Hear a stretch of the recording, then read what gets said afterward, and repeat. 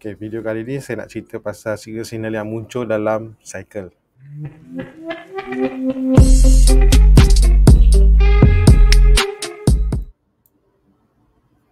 Okay, saya ulang balik.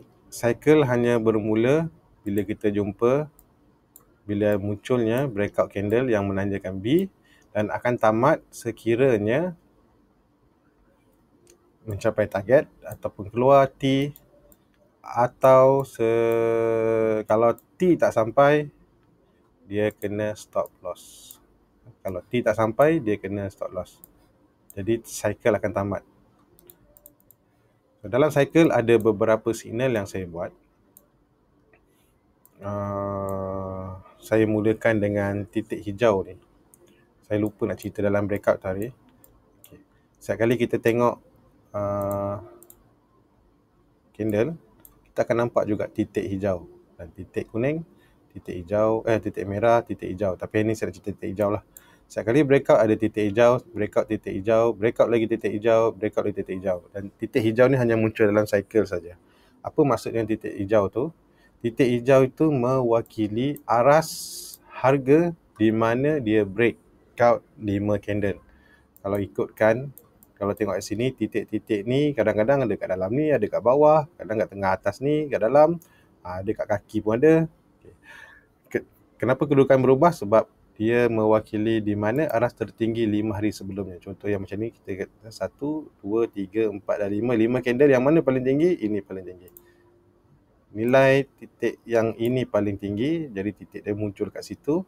Dan kalau kita aktifkan label, katalah label sebelah kanan ni, kita akan nampak titik tu pada harga RM2.17. Aktifkan label ni.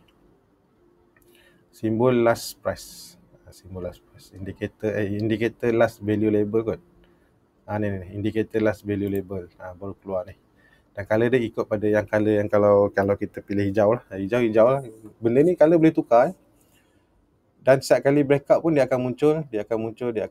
Kedudukannya bergantung kat mana 5 days yang paling tinggi. Okay. Tujuannya untuk apa?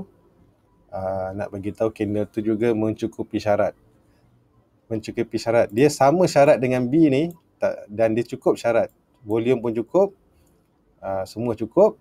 Cuma dia tak ada candle berwarna hijau sebab cycle dia dah bermula di sini. Ini next breakout. Itu next breakout. Jadi kita boleh gunakan next breakout ni sebagai next entry pun boleh juga. Sebab tu dalam alert saya ada letak 2, cycle begin dengan breakout. Kalau lupa nanti saya akan tengok balik video sebelum ni, ataupun nanti mungkin video yang akan datang saya buat rumusan. So yang kedua, kita ada nampak dalam tempoh cycle, ada ketikanya kita akan nampak triangle hijau. Triangle hijau. Kita nampak triangle hijau. Tak semua tempat, tapi kita akan nampak triangle hijau. Ni dan ini. Okay, apa maksud triangle hijau? Senang cerita, dia pullback lah. Ada pullback breakout. Dan ini sebenarnya sama dengan apa yang saya buat dalam trend band guide.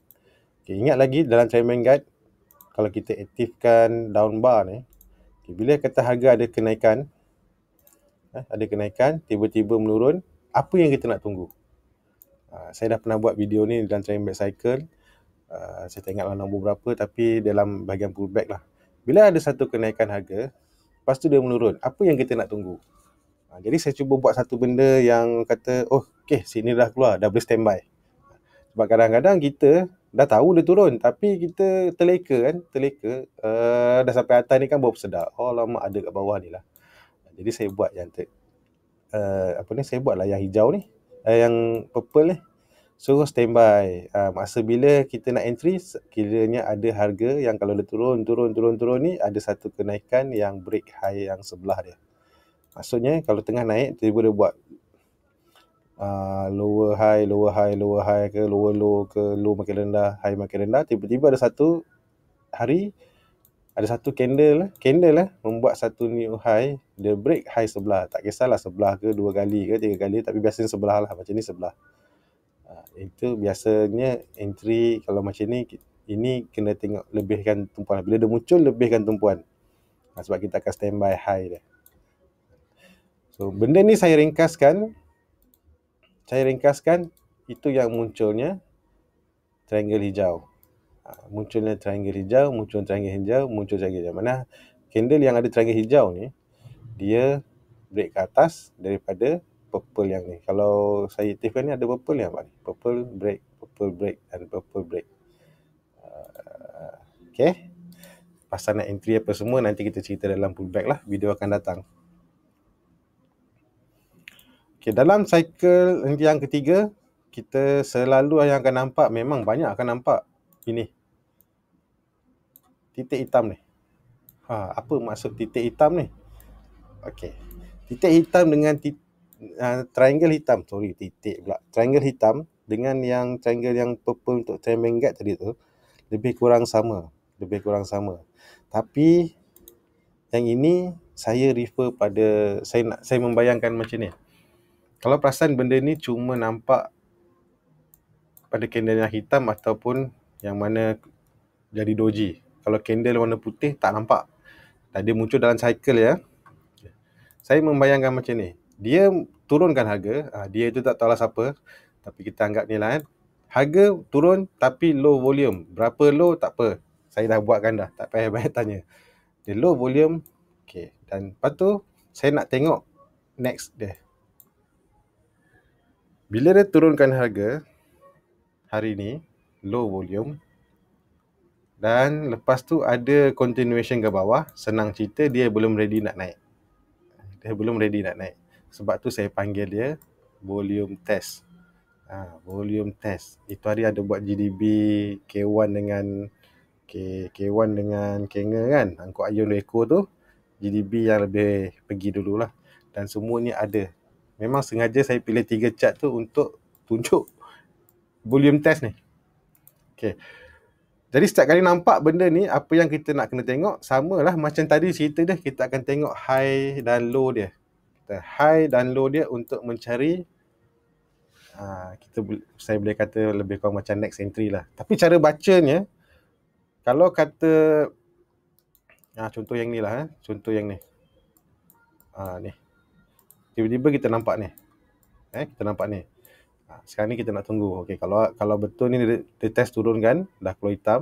Kalau kata dia naik, mungkin saya nak entry. Contoh. Entry bulat saya tak cerita lagi. Tapi kalau kata dia close kat bawah, senang cerita, belum ada lagi lah. Dia belum lagi ready lah nak bagi naik. Volume banyak. Sebab ada follow up pula, follow through pula ke bawah. Lepas tu nampak 1, 2, 3 sesi, 2 sesi kemudian dia makin turun. Lepas tu naik balik, tiba-tiba muncul yang ni. Ada tak harga yang naik ke atas? Tak ada. Lepas tu dia makin turun. Sebab apa? Dia close kat bawah. Senang cerita. Bukan senang cerita lah. Kesimpulan dia, kalau kata harga next candle semakin ke bawah, seller makin ramai lah. Ataupun dia belum ready lagi nak beli. Memang turun je lah. Sebab tu saya ada volume test. Volume test. Kalau tengok kat sini, area sini dengan sini, kan berbeza dengan kawasan sini. Sini pun muncul juga. Tapi harga berjaya naik melepasi aras triangle hitam ni punya harga. Ni. Nampak? Masih ada breakout lagi. So ini kita punya signal untuk apa? Untuk balon. Tak, dia kalau tadi saya kata saya merasakan dia tak ada lagi buyer, seller lebih ramai. Sampai sini seller dah kurang, buyer pula ambil alih. So sampai sini dia turun bawah, seller lebih. Dan seterusnya lah. Benda ni berlaku dalam cycle saja. Triangle hitam tu ada dalam cycle saja. Contoh macam ni lah kan. Sebab tu bila signal-signal ni muncul, kena standby. Kita standby. Tak jadi orang terawal pun tunggulah sampai ada muncul yang next signal. Okay, siap untuk triangle hitam. Okay, dalam cycle juga kita ada candlestick signal. Yang kalau perasan, contohlah yang ni. Ini sepatutnya hammer ni. Tapi tak apalah, mungkin kiraan dia tak mencukupi syarat hammer. Dan kita ada macam ni doji. Okay. Kalau pernah belajar, ataupun menggatal beli video yang dulunya free tiba-tiba kena bayar. Biasalah orang berniaga. Kita orang berniaga kan macam tu. Ilmu kita kena beli. Mana ada ilmu free? Tak tahulah kalau tengok ni kan kena bayar, saya pun tak tahulah. Tapi setakat ni nampaknya gaya tak ada free, sebab nak tengok video ni pun kena subscribe internet, kena ada line internet, kena ada handphone, kena ada PC. So semua tu modal juga kan, kena berbayar lah, tak adanya free. So saya tak pernah kata benda ni free.